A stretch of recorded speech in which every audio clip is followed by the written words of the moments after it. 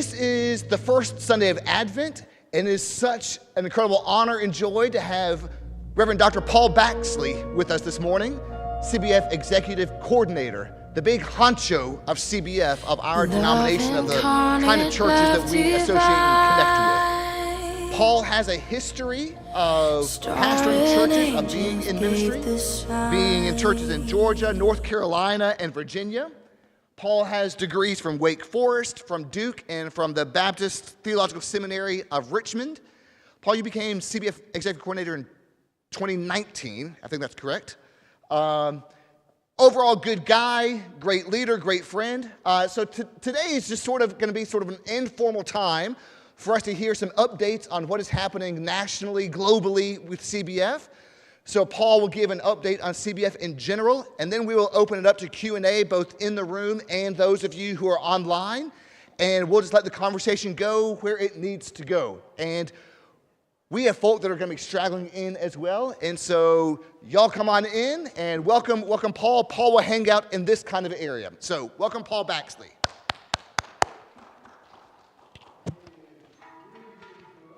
To see you all this morning.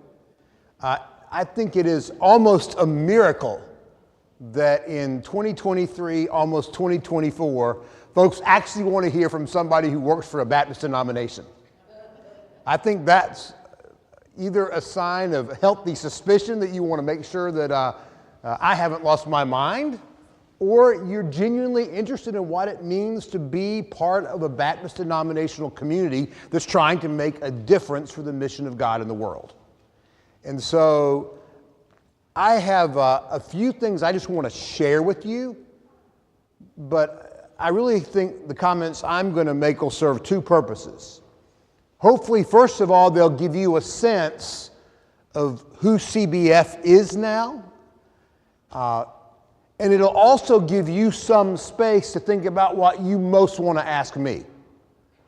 Because after I make just some fairly brief comments, I'm going to pause and see what questions are really on your minds. And so I hope you will feel free to ask any question, make any observation, because this kind of time is really, really valuable. And I also want to encourage you to ask questions or share with me during this time, because this kind of time is not just valuable, I hope, for you, it's also really valuable for me. 5 years ago, around this time, I was deciding whether or not I was going to say yes to this very different calling. And when I decided to say yes to this, I thought that when I visited congregations like I am today, the most important thing that would happen would be that I would, in some measure, represent CBF. But I've made at least one discovery in 5 years. And that is that when I visit congregations, I actually learn about CBF. Because CBF is not an office building in Decatur, Georgia. CBF is a community of congregations. And the congregations are primary. And so if you're going to lead an organization that congregations started to serve congregation, then it really helps to be in congregations and know what makes them unique, so that when you're in staff meetings, you're talking about what would most help congregations, you're not just thinking in the abstract. You're thinking about Holmeswood Baptist Church in Kansas City, or First Baptist Church in Winchester, Virginia, where I was several weeks ago, or Church of the City in New London, Connecticut, where I was the week before that, or even Second Baptist Church in Little Rock, Arkansas, where some of you have some connections, where I've been twice this fall. So it is very helpful not just to think about congregations in the abstract, but to be in congregations, to see how they work, to hear what questions are on people's minds. So from the questions you ask and the testimonies you offer, you will also strengthen Cooperative Baptist Fellowship life. So think about what you most want to say and ask in a few minutes. So what is the Cooperative Baptist Fellowship? I'm going to answer that question first theologically. It is Sunday morning after all. And then I'm going to answer it more descriptively. Cooperative Baptist Fellowship was founded more than 30 years ago, and because it is a Baptist denominational community, from the beginning there was a controversy. And I'm not talking about any of the ones you hear about most often in the news. One of the controversies from the beginning is whether or not we should have chosen the word fellowship to describe who we are, or whether we should have picked, I quote, a stronger word like convention or union. Well, I'm told that a layperson, so not surprisingly, 30 years have done some interesting things to people's memory. I've heard 4 different stories as I've traveled about how this happened. But there are 4 Gospels in the New Testament, so I guess that's okay. But what the stories have in common is there were some lay people in a room in Atlanta more than 30 years ago who said, well, we can't call it a union because Baptists have never been united about anything. And there was an understandable reluctance about the word convention because most of the folks founding CBF were coming out of a really bad experience with a convention. So they chose the word fellowship. And ever since that, then the critique has been fellowship is a pretty weak word. Fellowship is what happens before or after or around the important things. Like the holy things happen in here, the chicken is served right in the fellowship hall. Fellowship has come in Baptist life to be viewed as less significant, or as the thing that happens around the main thing. So we are all Baptists, and we claim that the Scriptures under the Lordship of Jesus are our highest authority. So I want to remind you of how the Scriptures speak of fellowship. In 1 John 1, the writer talks about fellowship not only with one another in the church, but also with the triune God. The word fellowship in 1 John English is translated from the Greek word that is the most familiar Greek word to all Baptists who've ever been to Sunday school. And that word is koinonia, which in Philippians is translated partnership, but in 1 John is translated fellowship. And the word is strong enough to describe the inner life of God and the depth of God's love in the world and the way that love breaks out in the world. And you know, when I come and stop and think about it, I sort of think that maybe that's what the world needs more than a convention. A community of congregations drawn together in a relationship with one another in which they experience the steadfast, remarkable, relentless, resurrecting love of God in Jesus Christ our Lord that changes the lives of our congregations and has the power to change the world from the inside out, heart and mind, soul and body, systems and structures, lives as well as souls. Good morning. Fellowship is no wimpy word. It's not even a moderate word. It's holy. It's daring. It's ambitious. And buried in the word is the recognition that we need to be in relationship with God and one another. That's one important theological conviction. Another important word in our name is the word Baptist. You have not invited me here to do a Baptist distinctive series, so I'm just going to give you one. When Baptists think about denomination, when Baptists think about church, we think first and foremost, appropriately and ultimately, about a local congregation. There are plenty of Christian communities where the local congregation is not the main thing. We were talking about our friends who are Methodist. The Methodists paid for my theological education, so I have no issues with the Methodists. But in the Methodist world, ordination is not done in a local congregation, it's done at a denominational meeting. And in the Methodist world, if the pastor leaves, the church does not elect a search committee. They wait for someone to decide who to send. Thank God you're not meeting today the person who will choose your next pastor in 45 years when you do that again.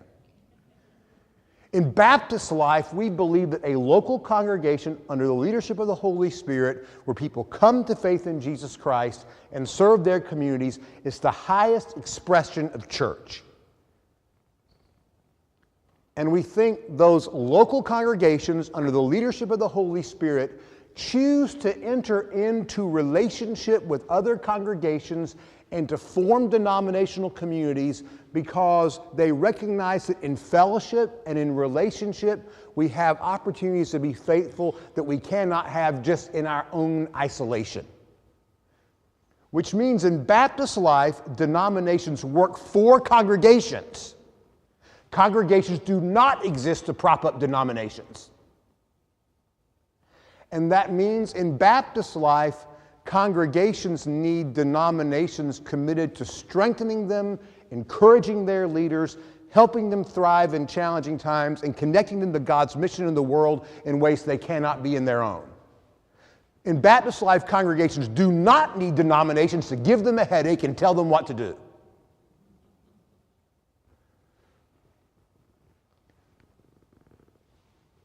The Cooperative Baptist Fellowship is a Baptist denominational community created by congregations, for congregations, believing as Baptists have from our beginning that congregations are the highest expressions of church, and congregations, not denominations, are the places people come to faith in Jesus Christ, learn what it means to pay attention to Jesus, learn how to follow Jesus, and through whom communities are changed. Now,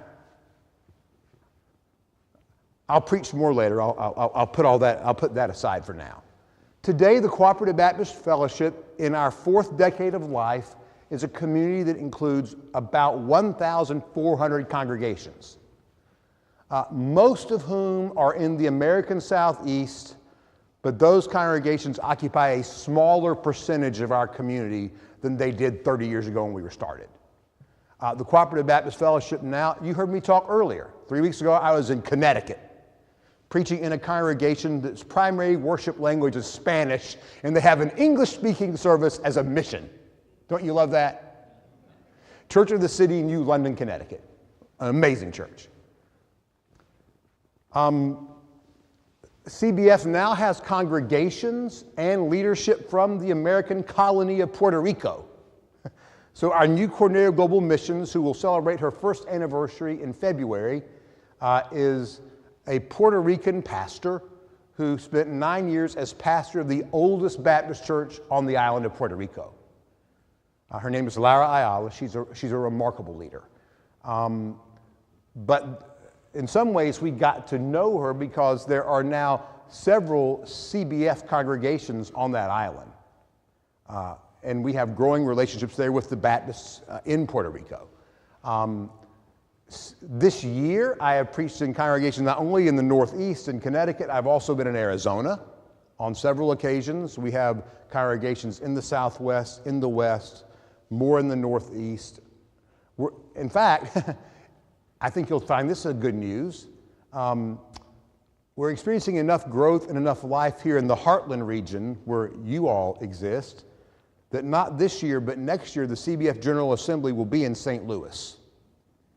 And it'll be the first time in a number of years that that meeting has been held anywhere other than Atlanta, Dallas, Greensboro, or somewhere pretty close to one of those places.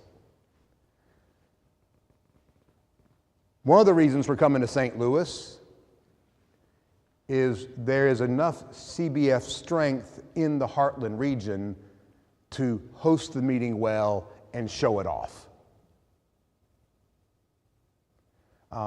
That's a sign of our growth. CBF is also growing less white.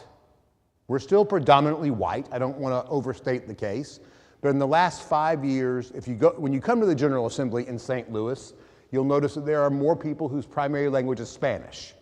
And you'll see there is much more translation of plenary sessions and workshops in Spanish.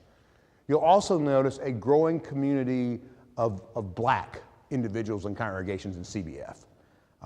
We think this is a really holy, healthy, and challenging trend because it's forcing our Baptist denominational community to be more culturally and racially diverse, just like the church was that sent the first Christian missionaries in the book of Acts.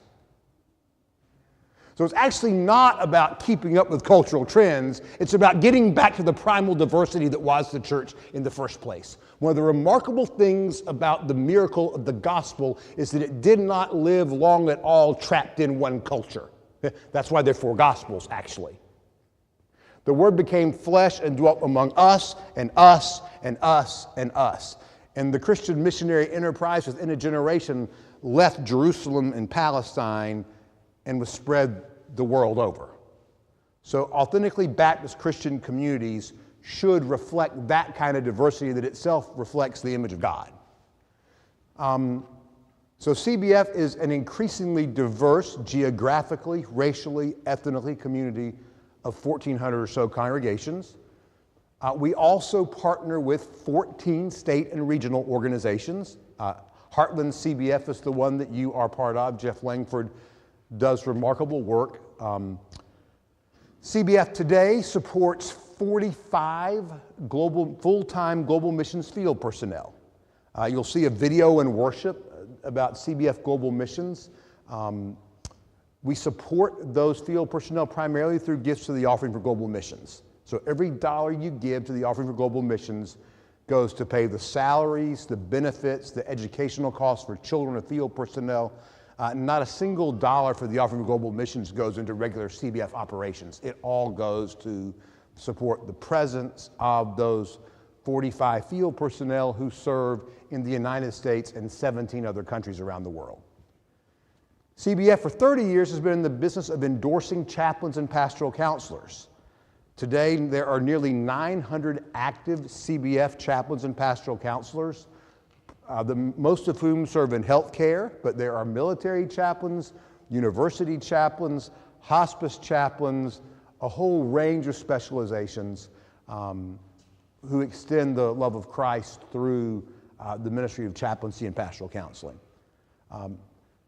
CBF from the beginning has been committed to partnership. So we don't just work with states and regions and congregations, we also work with a range of partner organizations, including about 10 seminaries. Tomorrow I'll be on campus at Central Seminary in Shawnee to meet with Pam Durso and some of the leadership of that school. We have been from the beginning committed to theological education. Theological education, not just Central, but more generally, is experiencing dramatic change right now. And it's really important to me that we help theological schools figure out this new environment so that we can be preparing leaders for congregations. CBF partners with theological schools not to prop up theological schools, but because churches like Holmeswood need well-trained pastoral leaders as far as the eye can see. And so CBF doesn't just have relationships with schools, we provide scholarships to theological students. About $250,000 a year in money that's given to CBF goes to provide scholarships for seminary students. There are funds given to CBF every year that we use to provide summer internships for college and seminary students so that people who think they might have a call to ministry have a chance to really explore what it's like to serve in a congregation or serve in global missions before they have to make a commitment to seminary, much less take their first full-time position in a church. So the partnership with theological schools is really important as part of our larger commitment to prepare a new generation of leaders for congregations. I'm going to pause right now and see if anybody has a question about what I have said so far or wants to ask about something entirely different. I am a recovering Baptist preacher. I could talk for a long time. But I think I'll stop right now and see what you all would like to ask me. Because we have folk online, when you ask your question, Paul, would you please repeat the Absolutely. question so folk online and everyone in the room can make sure we hear it well as well? Yes. So is there a question? Yes. Hi, thanks for being here today. Great to be here. My Yes. So thank you for describing the definitions of fellowship and baptism. Yes. Interesting to me that you had to go through several layers Uh-huh. to explain it. Yes. And I'm an insider. Most of us here are insiders. Yes. We've been Baptist for a long time. What's the branding or marketing or perception of the outside world when they hear the word fellowship, which fellow has a connotation of male, Yes. and Baptist, which sadly has a very negative connotation in our nation and world? Yeah, we're swimming upstream. Would you mind? Oh, I'm sorry. Your question interested me so much, I forgot to follow your instructions. This repeating the question not only will help those in the room and online make sure we heard the question, it'll also make sure I've heard the question correctly, so that's good. Her question is, what are the branding challenges associated with carrying around the name fellowship, which heard certain ways carries images of masculinity and male dominance, and Baptist, which we all know it's not easy to carry the name Baptist around. I'll start with Baptist. But actually, when it comes to Baptist and fellowship, and for that matter, cooperative, I believe very strongly that in order to respond to the negative associations attached to all those things, we have to not just speak differently, but live differently. So the best way to demonstrate that we are not a community committed to male dominance is to make sure that in our congregations and in our leaders, women as well as men have opportunities to flourish and thrive. So it was noticed actually Thursday we announced that CBF has hired 2 new staff members to lead our advocacy efforts. They're both ordained women. Our coordinator of global missions now is an ordained Puerto Rican woman. Our staff is pretty evenly divided, women as well as men. So whereas there would have been time when the leadership of our fellowship would have been overwhelmingly people who look like me, that's not true anymore. My predecessor was a woman. In fact, 5 years ago I was agreeing to take this job. And in December, early January, almost 5 years ago, I went to meet with CBF's communications team after I said yes, and I said, I'm sorry, your predecessors got to rule out Susie Painter, you're stuck with me. But I think those of us who are men in this kind of moment, we also have an opportunity to lead faithfully and differently. But so for CBF at the denominational level, the fact that women hold all different roles of leadership on our staff, in our governance, is very different than some other Baptist communities. We've also put a lot of energy into encouraging congregations to be more inclusive of the leadership gifts of women. We partnered with Baptist Women in Ministry last year to produce a resource called Equally Called. It's a 4-session downloadable, outstanding resource for congregations available at no cost. And it lays a biblical foundation for the idea that God calls women as well as men to all places of leadership in the church. It also tells some painful stories of where even in our most progressive congregations, women are not yet fully free to be themselves. And it gives some hopeful kind of next steps that congregations can follow. But when I visit CBF congregations, I will tell you that I oftentimes, if I don't see women senior pastors, I see women occupying all kinds of other positions of leadership. So a way to work against the branding problem that is the word fellowship is first to explain what it actually means, but then to embody it in a way that the gifts and graces and energies and uniqueness of women as well as men, young people as well as more experienced people, brown and black people as well as white people, can all flourish together. That's actually a fellowship. Baptist, one of the most common questions I'm asked is, should we just drop the name? Here's the problem with that. We are actually the Baptists.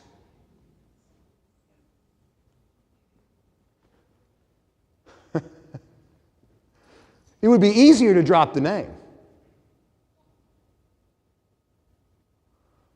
In the short term. Do you know how much trouble churches with no denominational identity have finding leaders? Because nobody knows what they're getting into. Or fostering community. But almost every cooperative Baptist congregation I know is trying to figure out what it means to live a different kind of Baptist identity. You're not alone in the struggle. What we have found is that where those congregations just focus on what we're uniquely good at and have the courage to be who we are, when people come into our doors, they pretty quickly figure out that we're not what they expected. Sometimes people are terrified and run. So I used to be the pastor of First Baptist Church in Athens, Georgia. Pray for them this morning. Georgia did not have a good day in football yesterday. That will not bode well for the December offering. This is a serious problem. And you think I'm kidding. But you know, you're the First Baptist Church of Athens, Georgia. The University of Georgia's there. And every August, students show up from all over the country and all over the state to come to school. And the first several Sundays in August, you can see a marked trend. There's some folks who come into that sanctuary thinking they're coming to the First Baptist Church of their small town in rural Georgia, and a woman stands up to preach and they flee for the exits. But then there are also women and men who come into that church who never imagined they could find a home in a Baptist church that would be safe for them or encouraging for their gifts or affirming of their sense of calling, and they see that lived out and they're hooked. So for me, being who you're really called to be without apology and connecting that to your Baptist identity is a really important part of claiming an authentic Baptist identity and living into something different. I wish I thought there was just a slick marketing strategy that could undo the damage done to the word Baptist and the word fellowship. If it exists, we haven't found it yet. But authenticity and courage and witness and visibility. So that's the other thing I'm going to say. Because of the way we were founded, we were basically refugees from another. CBF was founded as a refugee community from another Baptist denomination. And as a refugee community, we tend to sometimes be unaware of the powerful ways God is at work in our midst, and therefore sometimes ashamed or afraid to speak with confidence about who God is calling us to be and what kind of future God has for us. And so I do think it's important that we get really clear about gifts we have, unique convictions we have, unique ways of expressing the beauty of God's creation, and do so without fear. Because it's ultimately the life of a congregation that is different that will repair the damage done by abuses of the name. Who else has a question or an observation? Yeah, I did have to do some pretty interesting biblical and theological gyrations to get to Baptist and fellowship. And if you're online, feel free to type your question. I have my phone up and I'm monitoring that. Yes, sir. I lost track when you were throwing out the numbers of congregations. Is there a positive increase in North American CBF congregations over the last few years? We have started to grow modestly. Sorry, one more time. The question was the number of congregations in CBF. Are we growing in North America? For several years we held stable. What that meant was we were adding enough congregations to replace those who left or those who closed. We actually, I think, lose as many by closure as we do by departure. That wasn't always true. But we are adding new congregations, and the number is starting to grow.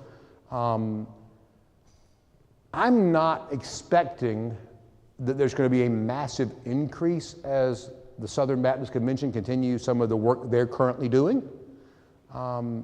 Because most congregations in CBF have already, I think there's some congregations in CBF that are dually aligned, CBF and SBC, who will find that they can no longer do that in good conscience, and they'll put more of their focus on CBF. But I don't think there are very many, say, SBC-only congregations that once they get kicked out of the SBC, and oh, by the way, that is going to happen. What's going on in the SBC right now is not about us. It's about there's some dyed-in-the-wool Southern Baptist congregations who dare to have women on their ministerial staffs. And they will be removed unless something changes. I don't expect we're going to grow a lot in that action. We will be open. Our strategy has been to be very clear about who we believe we are. And if a congregation feels called to that, welcome. But we're not going to change who we are to try to posture to that situation. What is the magic number now of total congregations in North America? Oh, of all affiliations, it's in I don't have the number at the top of my head. What I do know is I saw a statistic that the number of congregations is in decline across denominations. So Southern Baptists have experienced remarkable decline. CBF congregations, what's the number? 1,400, 1,400. I can remember when it was 1,100. Yeah, and you can probably remember when it was 1,800. So it went 1,100, it went 1,800. It's stabilized several years ago in the 1,350, 1,400 range, and we've held even there. We do not affiliate congregations outside North America, the United States. We partner with other Baptist denominations there and serve congregations in partnership with them. Who else?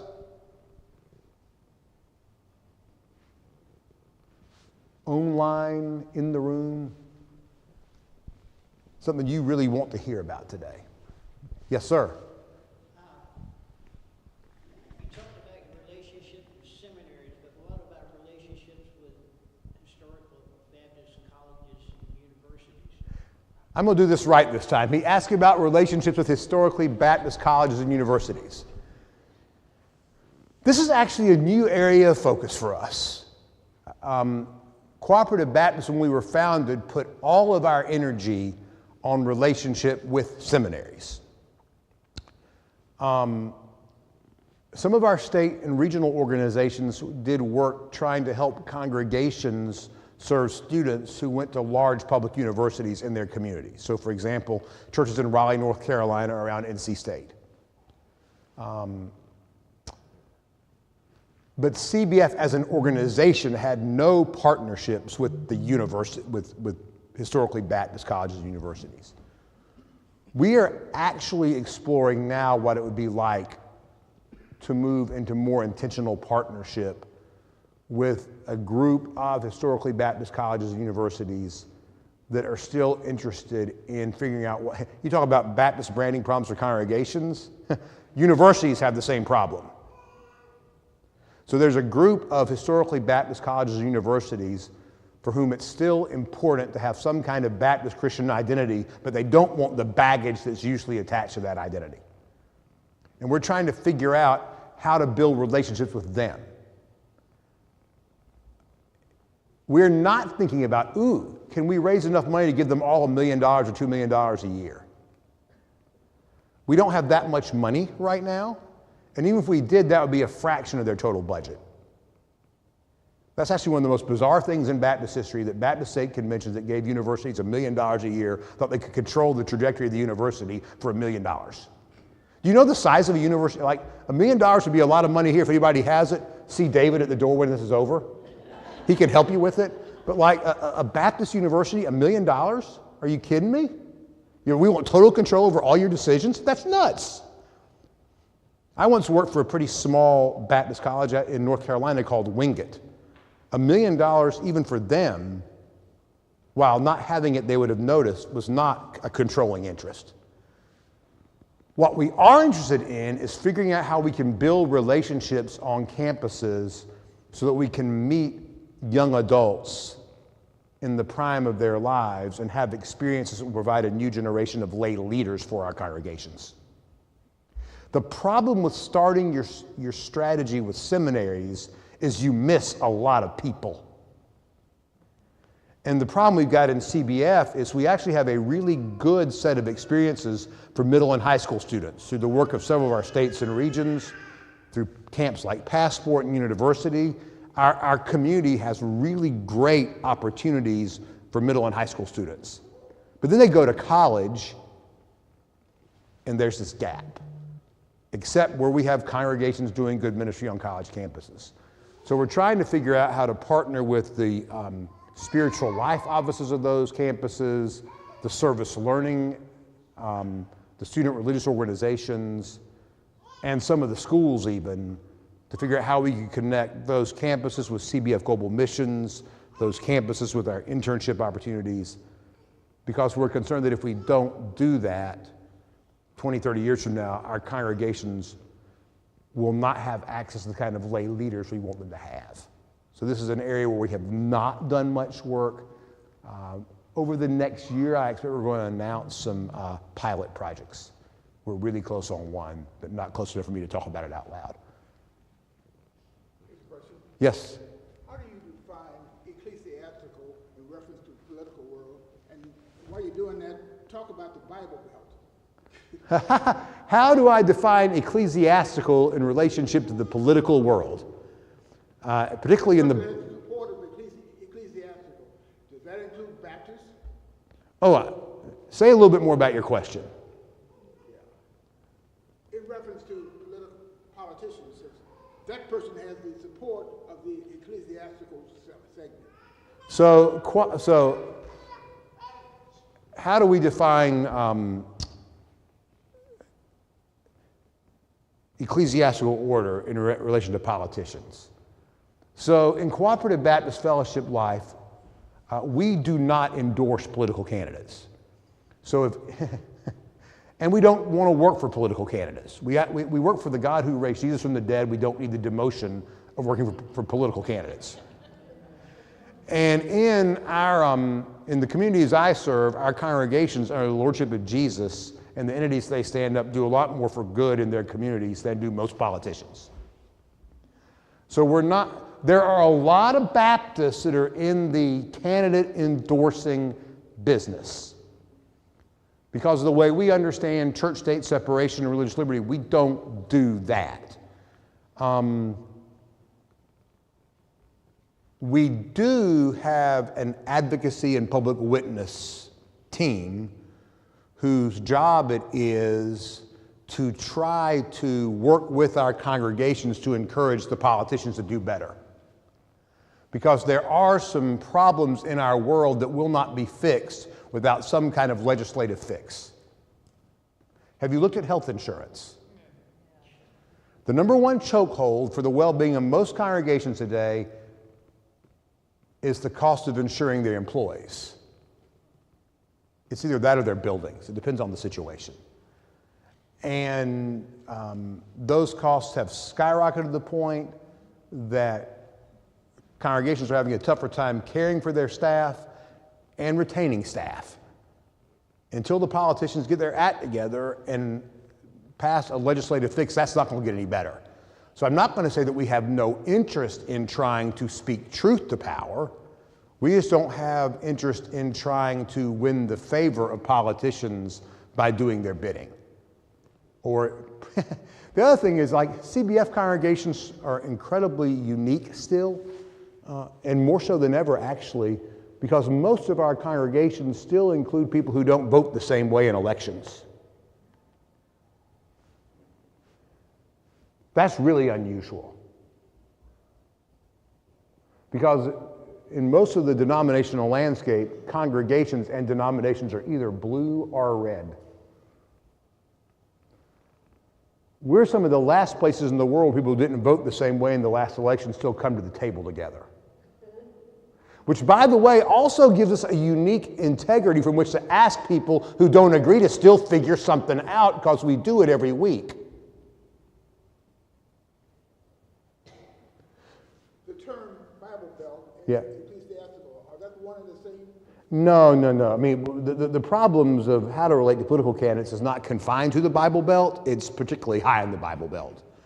But the challenge exists all across the country. I mean, there are politicians who will try to seek the support of religious communities for the work that they're doing, and that's not just true in the South. Some of the most extreme examples are in the South, but it's not the only place it happens. For us, church-state separation doesn't mean that the church stays silent on matters of public interest. It means that we do not surrender our authority to the government. And it means we speak in our own consciences, recognizing that means we all won't say exactly the same thing. We are Baptists after all. That's another demonstration of Baptist. But no, one of the things that concerns me most is the length to which preachers will sometimes go to get the attention of politicians.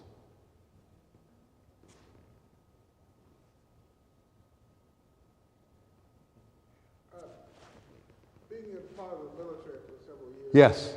I've experienced chaplains and what have you.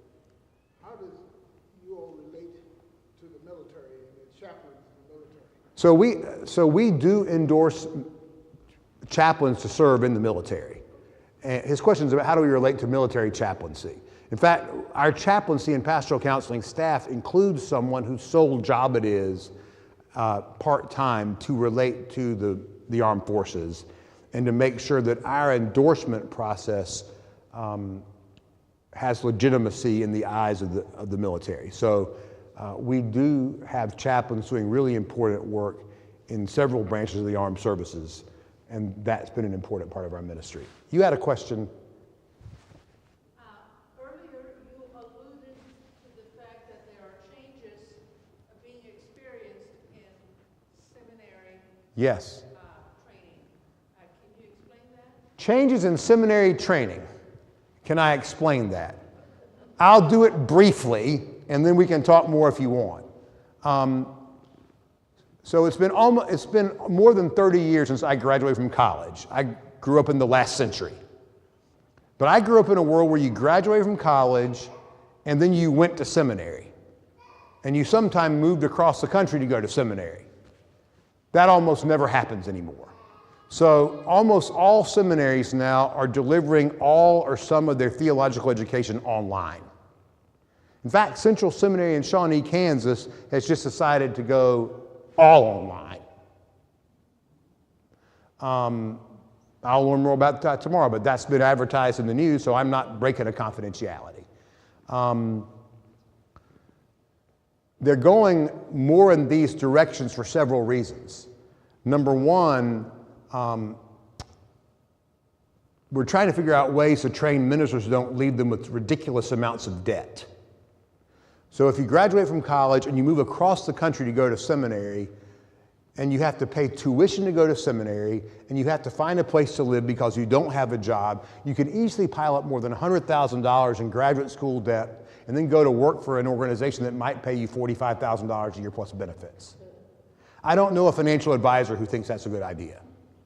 So there has to be a way to reduce the cost, but that cost reduction cannot compromise the quality, because the ministry isn't getting any easier. Like, I don't know anybody in the world who would be excited if the head of the American Cardiology Association said, "Good news, we're going to do it all online. And we're going to skip the practicum." Because like anybody could watch on YouTube and do it, right? Well, if that's not acceptable for the cardiologist, why is that acceptable for the person who has to go in when the cardiologist can't do what the cardiologist promised? One of the things that I'm learning is that if you really want someone to be well prepared to lead a congregation, it actually helps for them to be working in a congregation while they go to seminary. Because the best place to learn how to preach is in a room like this, not in a seminary preaching lab. Even those of us who had seminary preaching classes didn't really learn to preach until we got in a congregation. And if you want to really learn how to visit somebody in the hospital as a congregational minister, you better do it as a congregational minister, not as a hospital chaplain, because although being a hospital chaplain is really holy work, people will tell their hospital chaplains things they'll never tell their pastors because they think they'll never see the chaplain again, and they got to see me on Sunday. But there are also places a congregant will let me in that they would never let a hospital chaplain in because they trust me. I give those examples to say there are actually some advantages to a model of preparing ministers where people are already in a congregation and figure out how to study for ministry while they're serving the congregation. They also have a full-time job or at least a part-time job. They don't have to quit, so they don't run up so much debt. And it also requires the seminaries to pay more attention to the congregations rather than the congregations just having to pay attention to the seminaries. But the biggest change is seminaries are delivering more and more of their education online. They have declines in enrollment, they have rising costs, they're trying to figure out how to pay for it all. And I think the job of a Baptist denominational community right now is to try to make sure that all this dramatic change is moving in a way that increases the quality, that prepares people for ministry in an even better way, that pays more attention to the advantages of the change than it does to the perceived disadvantages of the change. But if this is one of the most important areas of the work we're going to be doing in the next several years. If we get it right, congregations will have better leaders than we've ever had before. If we get it wrong, it's going to be really bad. On that note, we should probably get our hearts and minds ready to worship God, don't you think? Now, I really appreciate the questions. I think we're at the point, David, where we wanted to break and give everybody a little bit of chance to breathe. The questions are really, really thoughtful. You got one more question? Fire away. I understand that the institutional membership in the United States is going down. In churches? Yes. And I just heard a statistic on TV when I came here, could not believe it, that 136 Americans commit suicide every week. So that's interesting. The gentleman's reporting two statistics. One is terrifyingly increasing suicide rates, and one is decline in church participation, church closures, church attendance. Both of those things are true. Here's the interesting news and the good news. Just because they're true a lot of places doesn't make it true everywhere. So I get to visit a lot of congregations that are healthier now than they were 5 or 10 years ago, that have a clearer sense of identity, a stronger sense of congregational life, that are making a difference in their communities that was previously unimaginable, and where people come and experience a high level of connection and well-being. Congregations like ours that are still intergenerational and still know each other by name and still can invest in people in love and care and concern are also uniquely equipped to combat the intense personal isolation that's driving up the suicide rate. Now, really large megachurches where people go as anonymous strangers are not so equipped. It doesn't mean that no truth can be proclaimed there. But one of the unreported trends in the pandemic was some of the churches that struggled the most were the largest ones where people felt the least sense of relational connection. Churches that had a relational connection about them where people knew each other and loved each other and could call each other by name and check on each other virtually came through the pandemic, not without challenge, but in general in much stronger condition than those whose congregations did not require that kind of depth. Thank you for your questions. Thank you for your church's investment in and leadership in CBF. I've known of Holmeswood long before I took this position because one of your former pastors, Keith Herron, and I served in CBF volunteer leadership together. I've gotten to know David since I came into this work, and I'm really, really grateful for the way you all have been invested in Heartland CBF and CBF around the world. And I want to thank you for giving me the gift of being here today and having this time with you. I'll hang around up here and answer questions if you want to personally, but I think we'll give most of the room the chance to take a break, breathe, and prepare our hearts and minds to worship God. Thank you all. Thank you.